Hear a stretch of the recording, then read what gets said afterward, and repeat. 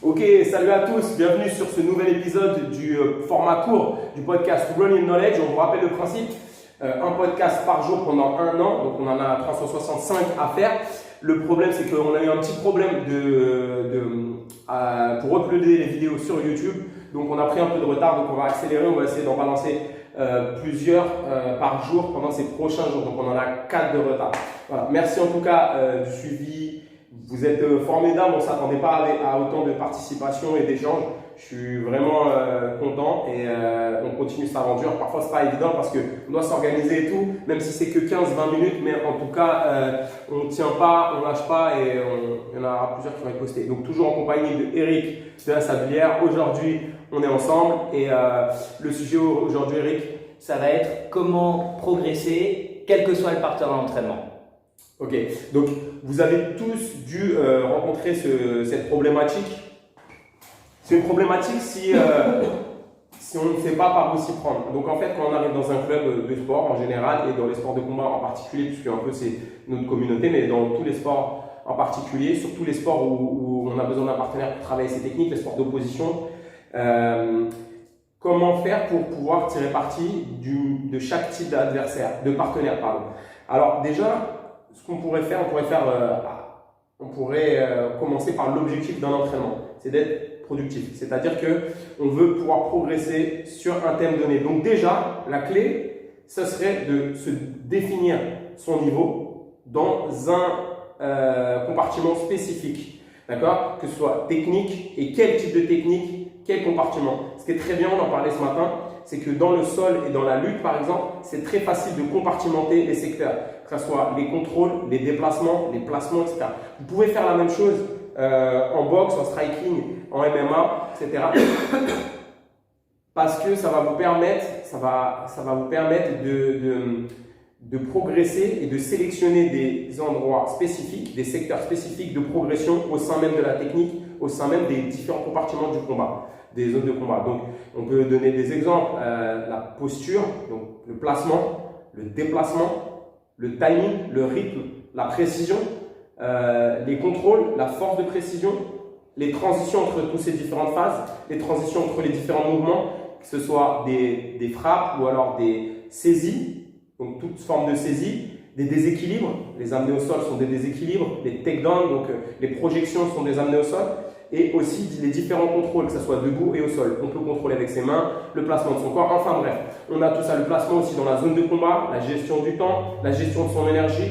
Vous pouvez retrouver tout ça, vous pouvez même créer vos propres catégories et organiser votre entraînement. Le but n'est pas de séparer, de créer des éléments qui sont totalement séparés, de sortir de la réalité des sports de combat. C'est plutôt pendant un temps de séparer, pendant la période de votre entraînement et à la fin de l'entraînement de tout réunir, soit par du sparring à thème ou du sparring. Donc ça, pour tirer profit déjà de vos partenaires, c'est d'avoir des objectifs précis. Ainsi, vous allez pouvoir, avec votre partenaire, en le sélectionnant, ou en lui donnant des consignes, ou en vous donnant des consignes à vous, travailler de manière précise, donc efficace, sur une zone du combat. Après, tu as dit quelque chose d'intéressant, tu dis c'est pas nier tu vois, la réalité du combat. Moi je pense que on est tous coupables, souvent quand on s'entraîne, de vouloir utiliser que ce qu'on fait le mieux. Ou de Flavio, notre professeur de taille livrée, dit souvent quand tu rencontres un nouvel adversaire ou un nouveau partenaire d'entraînement ou quelqu'un qui vient dans ton académie ou que tu vas chez eux, tu sais que les premières techniques qu'ils vont utiliser, c'est souvent leurs meilleures. Donc c'était intéressant ça. Dans le cours d'un combat, les premières techniques qu'ils vont utiliser, c'est ce qu'ils font de mieux. On a tous tendance à être victime de ça. Il faut travailler ses points forts, d'accord, ce dont vous êtes le meilleur, il ne faut justement pas l'oublier. Donc il faut toujours continuer à affûter cette partie du travail, mais il ne faut pas oublier de progresser dans des nouvelles choses.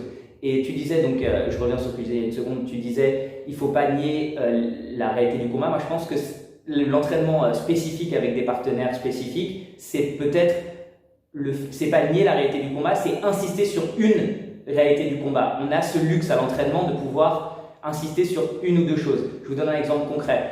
Une de mes grandes forces en jiu-jitsu brésilien, en lutte livre, c'est la garde dite fermée, où mes jambes sont autour de mon adversaire. Et je sais que j'ai tendance, voilà, comme dirait Ted Danner, j'ai tendance à toujours tomber là-dessus dès que je suis en difficulté, et même le faire instinctivement, de partir de là, ça a tendance à être ce que je cherche. Le problème, c'est qu'il ne faut pas que ça devienne quelque chose sur lequel je dépends pour gagner. Il ne faut pas que ce soit la seule chose sur laquelle je dépends. Donc, il faut s'obliger à faire autre chose. Donc, un exemple, ça c'est vis-à-vis de vous, et après on va parler des partenaires d'entraînement, c'est peut-être si vous rentrez dans votre meilleure position ou si vous travaillez, vous n'êtes pas dans un sport de préhension, vous êtes en train de travailler un placement particulier, un enchaînement particulier qui vous réussit bien, le travailler, le faire un petit peu, mais une fois que qu'il a été un petit peu affûté, vous obligez à faire autre chose. Johnny me parlait de l'entraînement qu'il faisait à New York, donc pour revenir avec John Danner. Et sur place, chez Renzo Gracie, il me disait que Gary Tonon, qui est un des meilleurs grappleurs du monde, était tellement strict avec lui-même là-dessus qu'il se faisait passer la garde, finaliser 10-15 fois par combat. Ça, c'est lui qui disait 10-15 fois par combat, juste parce qu'il travaillait sur un détail. Et pourtant, c'est un très grand grappleur. Et maintenant, il commence à avoir une carrière où il a énormément de succès en MMA. Pour ce qui est des partenaires d'entraînement, vous pouvez avoir des partenaires qui ont un niveau plus avancé que vous, ou alors qui sont excellents dans un endroit donné. Peut-être que ça peut vous être utile de vous mettre en difficulté avec eux pour travailler votre défense de cette attaque particulière dans laquelle ils sont bons. Ou alors, s'ils ont une très bonne défense de quelque chose de particulier, d'essayer de faire ça avec eux, parce que vous savez que si ça passe avec eux, ça passera toujours. S'ils sont un petit peu moins forts que vous mettre en difficulté, si vous savez qu'ils sont très bons, vous fixez des objectifs réalistes. Si vous allez faire de la lutte, par exemple, avec un lutteur international ou quelqu'un qui a un gros bagage en lutte et que vous commencez, ne vous en voulez pas si vous n'avez pas eu des résultats mirobolants. D'accord, vous l'avez peut-être pas jeté en l'air. Par contre, peut-être que vous avez réussi à le faire réagir un peu plus que d'habitude, ou à poser vos mains d'une façon efficace. Si c'est un meilleur boxeur que vous, peut-être que cette fois-ci, il a été obligé de vous cadrer alors qu'avant il ne vous cadrait pas. Rien que ça, c'est une victoire. Donc, donnez-vous des objectifs qui sont quantifiables. C'est bien d'avoir des objectifs. Si je vise la lune, si je rate, je tombe dans les étoiles, etc. C'est vachement bien, mais c'est aussi une échelle. Donc, définissez chaque barreau de votre échelle. Et on est tous coupables de ça. Hein. On est tous coupables de parfois s'en vouloir quand on ne fait pas quelque chose de parfait, ou de vouloir toujours que tous les entraînements soient des victoires et avoir cette même sensation d'avoir gagné des combats. Ce n'est pas nécessairement comme ça qu'on progresse le plus vite. En fait, ce qui en ressort dans nos deux indications, nos deux avis, c'est qu'il faut déjà être un bon partenaire déjà pour soi-même. Donc pour cette progression, parfaitement, on doit définir nos objectifs, donc on doit se connaître et on doit, grâce à ces objectifs, être reconnaissant des petites victoires qu'on a au quotidien. C'est-à-dire qu'il faut avoir l'objectif de glaner des petites victoires au quotidien pour construire sa confiance, son expérience et construire une évolution qui soit stable et constante. D'accord ? Je pose pas tout de suite le toit sur une maison et je fais pas tout de suite les murs. Je pose pierre par pierre, brique par brique, maintenant par pas, hein, et tuile par tuile, etc. Donc c'est la somme de plein de petites victoires qui va nous permettre d'avancer constamment. Et on peut faire une parenthèse, si vous voulez aussi progresser dans la confiance que vous avez, il faut obligatoirement vous donner des objectifs planifiés avec des dates. Peut-être vous allez pouvoir les changer en fonction des exigences, des impératifs, des choses qui arrivent, des imprévus, mais en tout cas des impératifs chaque jour. Comme ça, même si vous arrivez en retard à l'entraînement de 45 minutes, vous savez que même pendant 15 minutes, il faut réviser ça. Aujourd'hui, c'était ça le stem. Et un barème, je tourne avec lui. Hop, c'est pour ça que les ceintures, c'est intéressant aussi. Quand elles sont bien données et qu'elles sont construites sur des critères qui sont objectifs, quantifiables, etc. Donc déjà, être un bon partenaire pour soi-même, c'est se connaître, s'évaluer, n'hésitez pas à vous filmer. Et ensuite, fixer des objectifs qui soient quantifiables avec une progression quantifiable aussi et par petites victoires mais constantes. D'accord ? Le deuxième point, donc maintenant, on est bien, on a défini ses objectifs, on a fait tout ce qu'on a dit, on arrive à l'entraînement. La première chose à faire, c'est déjà connaître un petit peu le microcosme qu'est la salle d'entraînement et connaître ses partenaires. Parce qu'on ne peut pas arriver, par exemple, j'arrive dans un club tout de suite, le club a une personnalité, une vibe, une énergie. Si je ne suis pas habitué, je ne peux pas choisir mes partenaires. Okay, il y a toujours une phase un peu d'initiation où j'arrive et il faut que je me fasse accepter, etc. Ensuite, une fois que j'ai fait ça, ce que je conseille, c'est de communiquer, de trouver des gens avec qui on a la même manière d'apprendre, ou pas forcément la même, mais on communique de manière fluide et efficace. Et comme ça, on va pouvoir, de cette manière, communiquer avec ses partenaires. Donc, par exemple, je choisis tel partenaire et toi tu répètes tes techniques de manière statique. Voilà. Et lui, il répète ses techniques. On fait par exemple 5 techniques, 5 techniques. Et ensuite, je lui dis, je répète la même technique, mais tu résistes un tout petit peu. Donc, résister un peu, ça peut être juste mettre un peu plus de tension dans la jambe. Ok? Pareil. Ou alors me mettre un peu en déséquilibre. Et ensuite, un peu plus de timing, commencer en déplacement. Et comme ça. Et de ce fait, on peut fixer par exemple 15 minutes où vous faites ça. Un point important, c'est que ça doit toujours rester, même si on augmente l'intensité, c'est que ça doit toujours rester ludique. Pourquoi ludique? Ludique mais intense. Ludique mais intense. Donc, pourquoi? Parce que l'aspect ludique va nous permettre de maintenir un état que je ne saurais définir et qualifier efficace d'apprentissage. D'accord? Encore, je recite Idriss Aberkan, apprendre à apprendre. D'accord? Donc, apprendre à apprendre, c'est sélectionner le bon partenaire, être son bon partenaire et aussi mettre toutes les conditions qui soient les conditions optimales pour pouvoir apprendre correctement. Donc, je suis avec mon partenaire, j'augmente la difficulté, je répète la même technique. Il faut se focaliser sur des objectifs avec un partenaire. Donc, ça, c'est pour la répétition technique. Mais pour le sparring, toi, Eric, comment tu fais? Par exemple, tu veux faire du sparring à thème. Est-ce que tu peux le faire avec tout le monde? Alors, comment tu identifies ces partenaires? Tu m'amènes exactement où je voulais aller. C'est que quelque chose qui, je pense, qui manque souvent dans les académies, enfin en tout cas, pas dans les académies, que les individus ne font pas assez, moi y compris, et que je m'engage à faire plus, c'est communiquer. L'académie, c'est un microcosme social et c'est important de communiquer avec vos partenaires d'entraînement. C'est aussi pour ça que c'est pas mal d'avoir un endroit où vous retournez souvent ou de bien connaître en tout cas l'endroit où vous entraînez et de bien connaître vos partenaires. Pourquoi? Je vais vous donner 3 exemples différents. Vous allez peut-être avoir un partenaire qui est très compétitif durant l'entraînement, d'accord, qui a un ego, une fierté, qui aime gagner à l'entraînement. Si vous tournez avec cette personne de façon un peu ouverte, surtout si vous faites des sports de striking, vous risquez de vous blesser, d'accord? C'est difficile de changer un partenaire, d'accord? Vous n'êtes pas sa mère, vous ne vivez pas avec lui. Donc, si vous faites un sport avec quelqu'un qui est d'opposition avec quelqu'un qui est compétitif à l'entraînement tout le temps, qui peut potentiellement vous blesser, vous mettez pas en danger volontairement. Tournez avec cette personne-là de façon bien spécifique. Sachez avec qui vous tournez. Si vous avez un partenaire qui est très joueur, d'accord, vous pouvez profiter de ça. Si vous avez un partenaire qui est un peu moins expérimenté que vous, mais qui est bon dans certains domaines, forcez-vous à aller dans ce domaine-là. Et n'hésitez pas les jours où vous avez décidé que ce coup-ci, vous allez vous préparer une compétition, vous voulez faire en sorte que tout ce petit éventail technique que vous avez travaillé de façon spécifique, le mettre, d'accord, l'utiliser de façon complète dans un match, ou on va dire un sparring qui est un petit peu plus compétitif. N'hésitez pas à prévenir votre adversaire, à lui dire, écoute, là, j'ai une compétition dans 3 semaines, je commence à m'affûter un peu, donc je vais tourner un petit peu. Ça te dérange si on tourne un petit peu dur? Tu peux me rentrer dedans, d'accord? Et là, votre partenaire, il vous dira peut-être, ah ben j'aimerais bien, mais j'ai mal au genou, donc je peux pas. Ou peut-être qu'il vous dira pas de problème, et il sera pas surpris et ça créera pas d'animosité. Il se dira pas pourquoi est-ce que d'habitude Johnny ou Eric, il est toujours prêt à tourner tranquille, ou pas à tourner tranquille, mais à travailler quelque chose. Et là, il est agressif, il me rentre dedans. Et vous communiquerez mieux. Et peut-être que ce partenaire compétitif dont on a parlé au début, dont j'ai parlé au début de mon intervention maintenant, c'est celui dont vous aurez besoin à ce moment-là. D'accord? À partir du moment où il ne vous blesse pas. Donc sachez avec qui tourner et communiquez, d'accord? N'hésitez pas à dire, n'hésitez pas non plus à dire quand vous êtes blessé. Ça ne sert à rien d'avoir de l'ego et de se faire casser le bras ou de se prendre un coup quand vous êtes abîmé.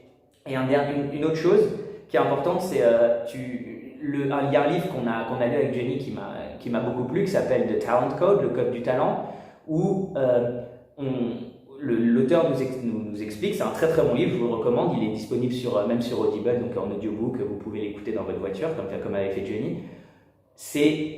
On vous explique dans ce livre que créer des nouvelles, pour créer des nouvelles capacités, pour progresser, il faut se mettre dans une situation où vous êtes en train de faire quelque chose qui est juste un petit peu trop dur pour vous. Ça crée, pour résumer, de la myéline, qui est l'isolant connecteur, l'isolant des connecteurs de vos neurones, et qui fait qu'en final, vous créez ce qu'on appelle vulgairement la mémoire musculaire. D'accord? Donc, vous allez pouvoir progresser grâce à ça. Donc, cherchez le point de friction.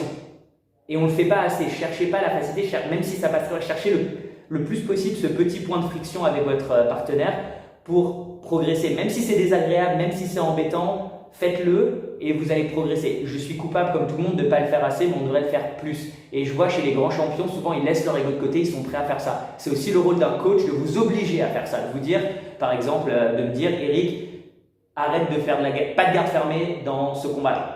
D'accord? Ou si tu fais de la garde fermée aujourd'hui, tu as le droit de le faire avec un partenaire, tu as le droit à 3 techniques et après, plus de garde fermée jusqu'à la fin. Et ça va vous obliger, parce que parfois avec la fatigue, sans vous en rendre compte, vous faites des entraînements fantômes. Vous vous entraînez, mais vous n'êtes pas capable de quantifier si vous avez progressé ou pas. Donc, choisissez avec qui faire ça, mais soyez aussi, comme a dit Johnny, je ne pensais pas qu'on allait dans cette direction-là, mais finalement, je trouve que c'est plus intéressant. Plutôt que de toujours aussi vous concentrer sur avec qui vous vous entraînez, soyez votre meilleur partenaire d'entraînement. Et donc, on a dit avoir des objectifs, communiquer avec ses partenaires. Et les partenaires, ça va être, vos partenaires, ça va être c'est du matériel humain, d'accord, sans aucun sens péjoratif derrière ça. Mais voilà, il faut que. Dire c'est une ressource humaine. C'est une ressource humaine directement. Si vous voulez travailler votre force, travaillez sur des zones spécifiques de force, d'accord, avec un partenaire peut-être plus lourd, etc. Si vous voulez travailler votre vitesse ou votre cardio, travaillez avec un partenaire qui a du cardio. Il va vous mettre justement sur ces zones de friction. Ces zones, vous allez être sur la sellette, vous allez côtoyer cette limite sans trop la dépasser pour vous habituer et pousser la progression, qu'elle soit cognitive, physique, énergétique, stratégique, que sais-je. Donc là, on a défini un petit peu le cadre de la progression. Maintenant, si vous êtes dans un club où vous êtes arrivé au stade où vous êtes soit le meilleur, soit il n'y a pas beaucoup de partenaires d'entraînement, ils sont blessés, etc. La plupart de vos partenaires sont blessés.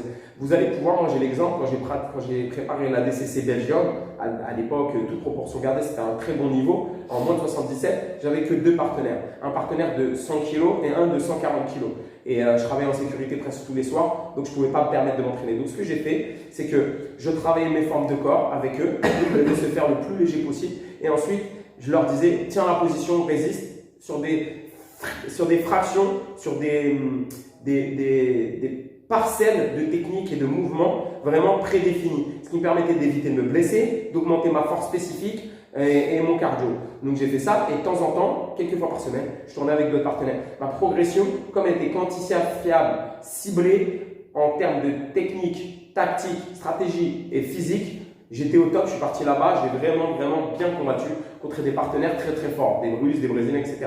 Donc ça c'est vraiment important. Donc la communication, utilisez au mieux les qualités de vos partenaires et pas leurs défauts. D'accord? J'ai un partenaire qui a eu un nerf au bras sectionné. J'ai besoin de beaucoup pratiquer en jiu-jitsu brésilien. Lui, il est léger, ok? Je suis obligé de faire attention à son bras quand je pratique avec lui pour pas lui faire mal, etc. Et lui, il doit chercher à s'adapter. Donc avec moi, je suis un peu plus lourd que lui, il travaille et un peu plus avancé techniquement, il travaille sa justesse et sa technique, et moi je travaille mon contrôle, mon kim, etc. Je travaille mon agilité, mon habileté en technique, en saisie, etc. Donc en fait, je sublime les côtés positifs, les qualités de mon partenaire, d'accord, où je vais faire en sorte que tout ce qu'il est, soit des bienfaits pour ma pratique et m'aide à progresser. Donc tout ça définit un petit peu le champ de votre pratique. Une dernière indication, on pourra rebondir sur ça, sur un prochain podcast si ça vous intéresse, c'est comment faire pour choisir quelle information et comment utiliser cette information. Eric est un spécialiste de la profondeur, c'est-à-dire qu'il va prendre un DVD, il va l'étudier à 200%, noter, sélectionner et travailler. On peut encore s'améliorer, nous, sur notre organisation dans la semaine et notre constance dans l'utilisation de ces données. Mini parenthèse, parce que je tiens juste à rebondir parce que tu vas terminer. C'est juste que Johnny et moi, quand on a commencé à s'entraîner beaucoup ensemble, on avait 2 façons d'aborder la même chose très différentes et ça nous a pris un moment pour créer quelque chose de combiné, d'accord? Donc profitez, soyez ouverts aussi à la façon de vous entraîner de votre partenaire pour qu'elle vous apporte le maximum, d'accord? Peut-être qu'il faut que vous sortiez de votre zone de confort d'apprentissage pour apprendre mieux. Vas-y, reprends. C'est toujours comme ça, de toute façon, on n'a pas la vérité. Vous avez une croyance, c'est littéralement une croyance que vous pratiquez régulièrement, qui est devenue une pratique dans laquelle vous êtes à l'aise. Et votre partenaire va en avoir une autre, il faut communiquer pour créer des ponts et pour pouvoir pratiquer efficacement. La pratique, l'entraînement, c'est une communication. Donc, sélectionnez, choisissez et n'ayez pas la peur de choisir, de prendre une direction pendant un moment, pendant 6 mois, 4 mois, 3 mois. Choisissez un courant. Vous allez, si vous êtes assez ouvert d'esprit et si vous avez vraiment confiance, si vous êtes curieux, vous allez avoir toute envie de partir dans un autre courant. Donc, travailler le lapel, travailler, je sais pas moi, la distance de karaté pour le MMA, travailler plus le judo que la lutte. Voilà, il y a plein d'exemples différents. Mais il faut se donner une direction, d'accord? Sur la séance, sur la semaine, sur le mois, etc. Et ensuite, tout mélanger, surtout dans le sparring. Dans le chaos qu'est le combat, on doit pouvoir, pour progresser, cibler certaines zones pendant un moment, sur une courte temporalité, sur une journée, une semaine, un mois, un an, etc.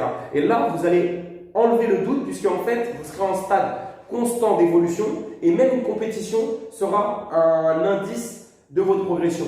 Okay? D'ailleurs, ne perdez pas le temps de vous filmer que à la compétition et d'analyser vos résultats. Filmez-vous avant, filmez-vous tous les jours. Okay? À la place de regarder Netflix, regardez vos combats, vous allez progresser 10 fois plus. Donc, j'espère que cette vidéo va vous servir. Elle va nous servir en tout cas, ouais. Pour améliorer notre pratique.